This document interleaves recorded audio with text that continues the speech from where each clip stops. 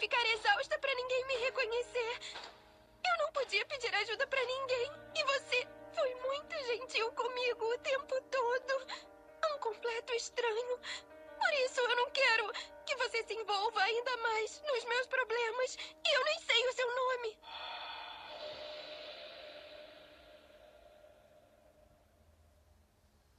Meliodas, esse é o meu nome. Não acredito. Não pode ser. É impossível. Você é só um... Cadê ele? Allione, Aquele garoto com a espada. fica calma, Allione. O Duigo está atrás dele. Idiotas! Não devem irritar ele! O reino vai ser destruído! Hein? Quando ele me salvou, eu vi.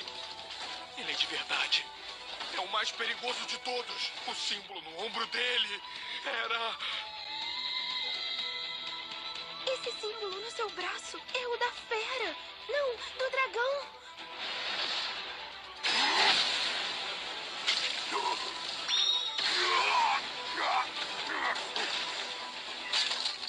Mas o que é isso? Tenho certeza de que a minha espada o acertou. Mas quem sentiu o ataque? Quem sentiu o ataque fui eu. Mas o que é isso? Uma espada com a lâmina quebrada? Meliodas? Então é você mesmo? Espera, eu me lembro do seu rosto. Mas se você é ele, como tem a mesma aparência desde aquele dia?